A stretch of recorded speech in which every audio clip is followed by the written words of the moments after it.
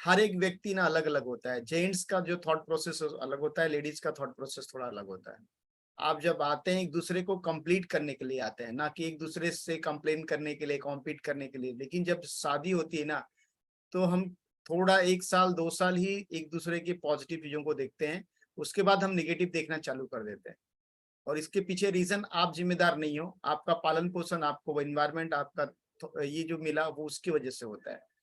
आप एक पेज पे क्यों नहीं आ पाते? क्योंकि आपने हर चीज के लिए ट्रेनिंग लिया है। आपको ने एक जॉब करना है, आपने अकाउंट्स पढ़ाई की, सीए किया, लेकिन आप सीए के अंदर प्रैक्टिस करते हैं, उसके बाद आप सीए बनते हैं।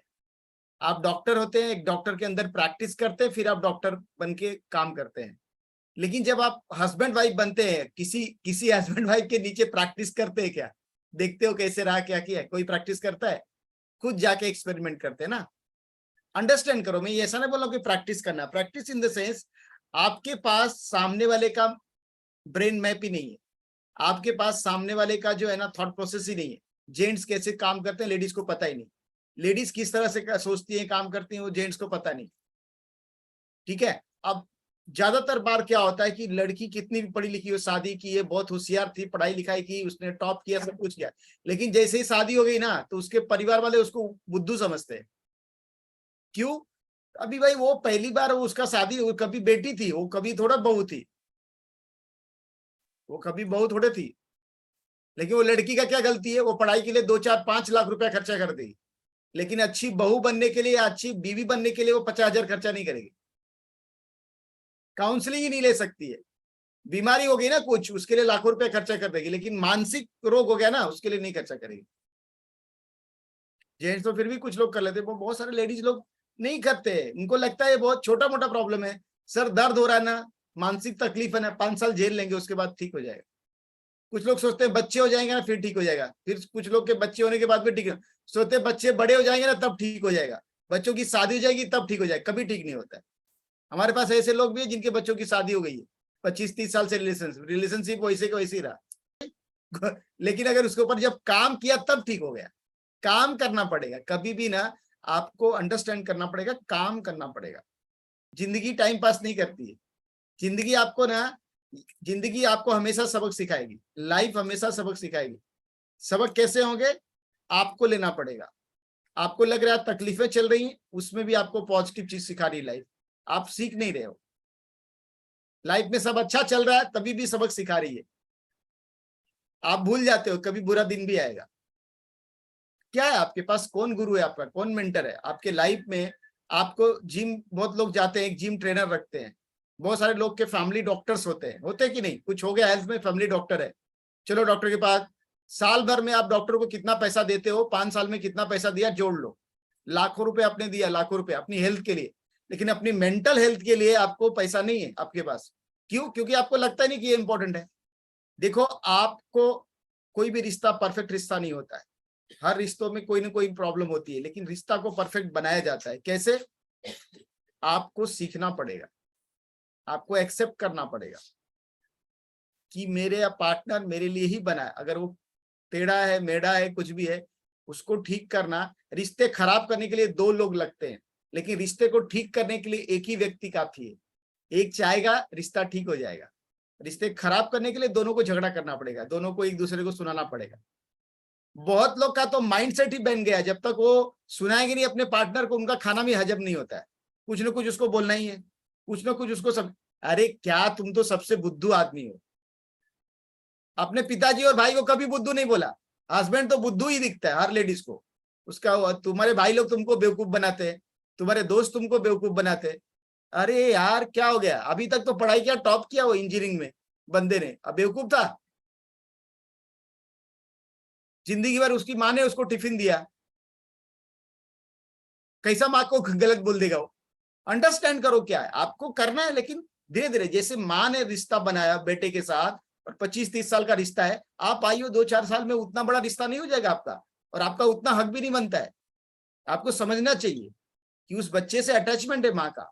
थोड़ा धीरे धीरे करके आपको उसमें जगह बनाते जाना है। जब माँ कैसे पटाती है बच्चे को, क्या क्या बोलती है, क्या क्या करती, आपको सीखना पड़ेगा वो पैटर्न। नहीं सीखना है ना वो, आपको अपना दिमाग लगाना। मैं तो ज्यादा पढ़ी लिखी हूँ, मैंने तो इंजीनियरिंग किया है, डॉक्टरी किया, मेरे को वैसा थोड़ा सीखना है। वो माँ को कुछ नहीं आता है ना, वो अनपढ़ भी होगी ना तो भी बच्चे के साथ उसका कनेक्शन, इमोशनल इंटीमेसी उसकी ज्यादा है, क्योंकि उसने उसको बचपन से देखा है। आपको जगह बनाने को टाइम लगेगा, आप बहू हो, आपको क्यों नहीं मानेगी, क्योंकि उसने आपको पैदा नहीं किया है, लेकिन आप उसको ये एहसास दिला सकती हो कि आपके बेटे से भी ज्यादा मैं आपको मान रही हूँ।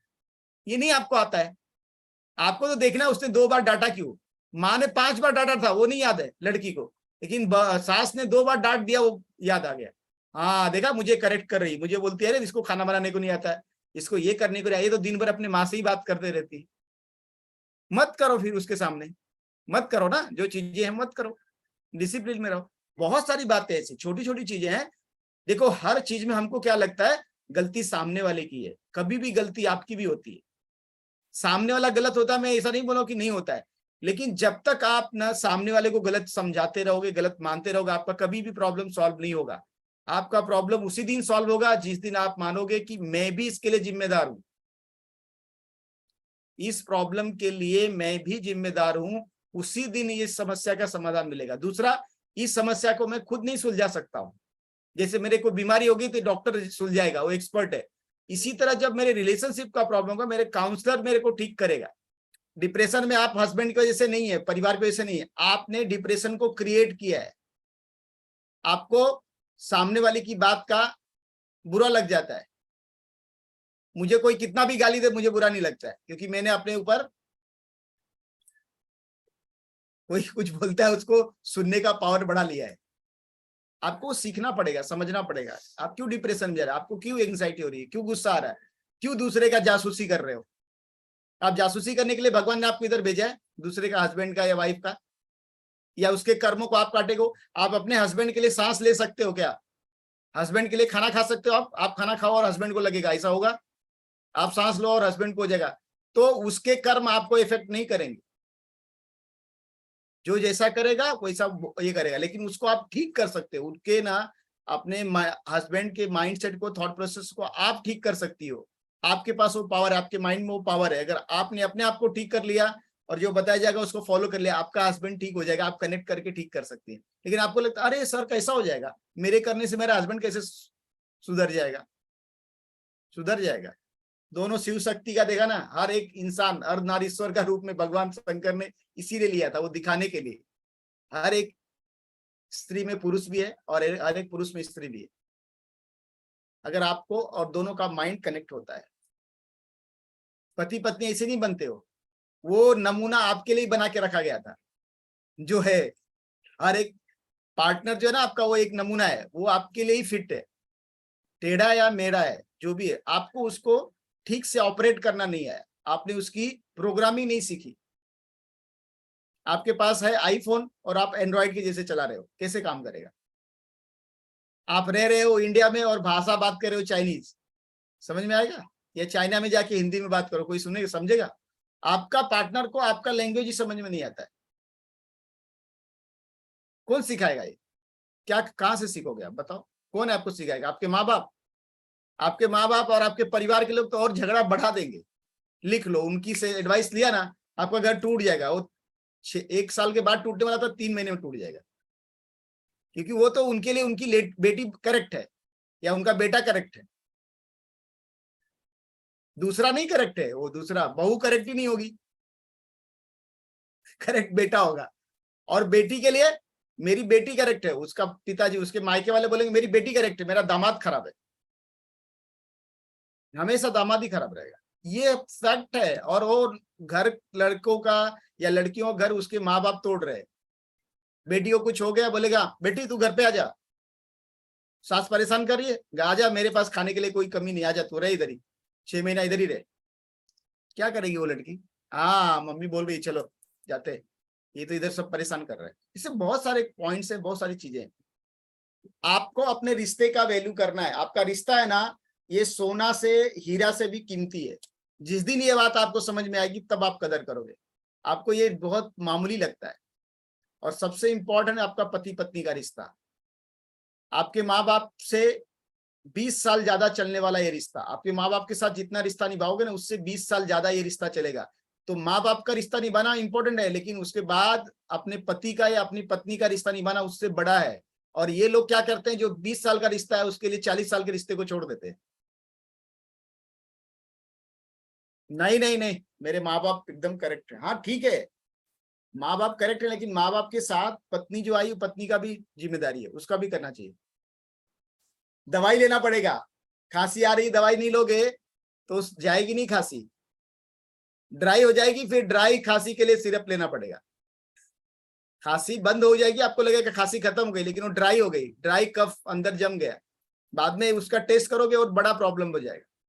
चलो बढ़िया है, आप लोग से बात करके अच्छा लगा। फाइनल टिप मैं बताता हूँ, देखो ये रिश्ता जो है ना, पति पत्नी का रिश्ता, ससुराल के लोग क्यों नहीं आपको मानते परिवार का सदस्य, जानना चाहते हो क्यों?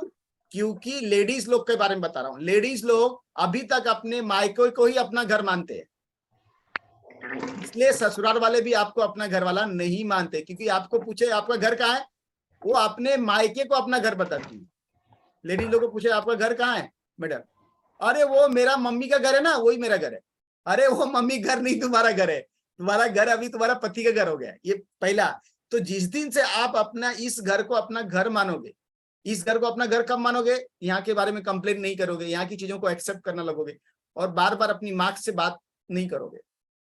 आप लेडीज लोग के लिए एक टिप है, आप अपने मायके से रिलेशन कम कर दो, बंद कर दो, बंद कर दो मतलब जीरो मत कर दो, लेकिन कम कर दो, आपका बहुत फायदा हो जाएगा। जितने लोग रोज बात करते हैं ना, उन लोग का रिश्ता अपने ससुराल में कभी भी बेहतर नहीं हो सकता। लिख लो, मैं बॉन्ड पेपर पे लिख के देता हूँ, अगर आप अपने मायके में रोज बात कर रहे हो, 100% आपका ससुराल कभी भी ठीक नहीं रहने वाला है, आप नहीं रह पाओगे। ठीक है, डॉक्टर हलीम सबके लिए मैं बता रहा हूँ, किसी को बुरा लगेगा कोई बात नहीं, ये मेरा अनुभव है।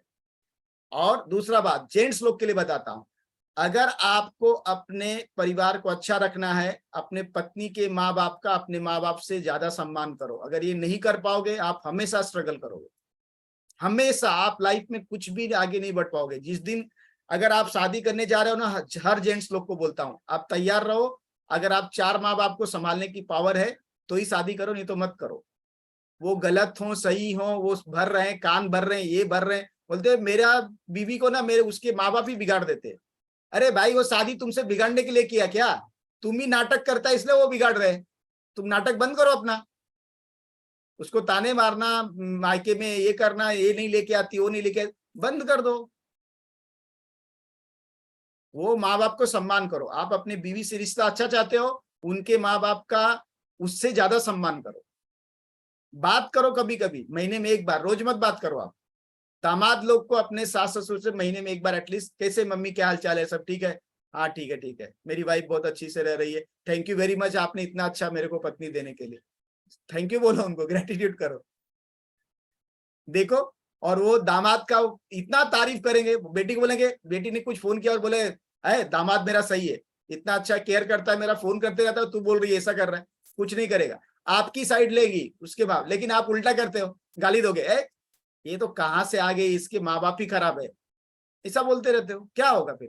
ये जो चीज होती है ना कि हम यहाँ पे बोलते हैं कि आप अपने पेरेंट्स से बात मत करो, डजंट मीन कि आप उनसे बात मत करो। इसका मतलब ये होता है कि आप अपने रिश्ते में जो प्रॉब्लम्स चल रही है ना, वो घर पे मत बताओ, वो अपनी माँ को डिस्कस मत करो। बताओ। बहुत सारे लोग इसको ये लेते हैं, अच्छा बात नहीं करेंगे तो ऐसे कैसे हम अपने माँ बाप से बात ना करें, ये करें वो करें। इसका मतलब होता है अगर आपके घर में आज कोई आर्ग्यूमेंट हुआ तो ये उनको मत बताओ जाके। हम्म। अगर आज आपकी कोई बात नहीं मानी गई है, आप किसी चीज को लेके परेशान हो रही है, उनको जाके मत बताओ। हाँ, बहुत ही लॉजिकल सा रीजन है, वो लेडीज को, आपके लेडीज पेरेंट्स को हैं। डॉक्टर हलीन ये सलाह है कि वो अपनी सहेली से बात कर ले, लेकिन माँ बाप को मत बताए, करे ज्यादा मत करे, दिक्कत हो। किसी से भी नहीं करें, अपना फ्रेंड सहेली ना अपने पति को बना लो, हाँ अभी सही वो है भी नहीं करते हैं। तो होता क्या है, अब देखो, वो आपके पेरेंट्स हैं, आप उनको बताओगे मैं तो परेशान हूँ, मेरे को ये उनको फील होता है वो पेन, क्योंकि वो भी आपसे इमोशनली कनेक्टेड है। और उनको ये लगता है हमारी बेटी तो कितनी परेशान है, कितनी दुखी है, उसके ससुराल वाले तो बहुत खराब है, ऐसे वैसे। तो वो बात कहीं की कहीं चली जाती है। एंड वहां से जब ये आपको इस तरीके की सिंपैथी मिलती है ना, तो आप भी विक्टिम माइंड जोन में चले जाते हो। एंड फिर वो चीजें ठीक होने की बजाय आपने जो वॉरियर बन के वो चीजों से, वो सिचुएशन से खुद को बाहर निकालना था, वहां पे विक्टिम बन गए हो। तो दैट इज वाई आपको बात करनी है, हालचाल पूछो, हंसी मजाक करो, हर चीज करो, पर प्रॉब्लम जब तक सिर के ऊपर पानी ना चला जाए ना, मत छोटी छोटी बात बताने बैठो। आप पढ़े लिखे हो, यू आर इंडिपेंडेंट, आप वर्किंग हो चाहे होम मेकर हो, बट आपके पास एक बेसिक एजुकेशन तो है, इतनी समझ आप में है कि आप चीजों को संभाल सको, तो समझ का इस्तेमाल लो। अगर चीजें बहुत ज्यादा इंटेंस में जा रही है ना, तो आप किसी एक्सपर्ट की एडवाइस लो, रदर देन पेरेंट्स को या फैमिली वालों को इन्वॉल्व करने की बजाय। एंड सहेली से भी बातें मत करो, वो और आगे से आपको नेगेटिव कर देगी। अच्छा तो इस सब तो ऐसे करते हैं, मेरे ससुराल में तो सब बहुत अच्छे हैं, मुझे बहुत प्यार करते हैं। चाहे वो प्यार ना ही करते हो, वो वैसे ही दिखावा कर देगी। वो एक चीजें गलत जोन में चली जाती हैं। जो बात करने से बचो, डिस्कशन करना है ऑनेस्टी से, ईमानदारी से अपने लाइफ पार्टनर के साथ करिए, और किसी के साथ मत करिए। आप पति पत्नी बन के एक दूसरे पर अधिकार मत दिखाइए, एक दूसरे को कंट्रोल मत कीजिए, एक दूसरे को डोमिनेट मत कीजिए। अगर आप रिश्ते को चाहते ना, एक दूसरे के सबसे अच्छे फ्रेंड बनिए आप। जैसे आप दोस्त बन के, उसमें अनकंडीशनल लव होता है दोस्ती में एक दूसरे का, उस तरह से पति पत्नी एक दूसरे के अच्छे दोस्त बनिए। जब तक दोस्त बनोगे ना, तो उसकी गलतियों को भी माफ कर दोगे। आपका दोस्त बहुत गलतियां करता है ना, माफ कर देते हो कि नहीं?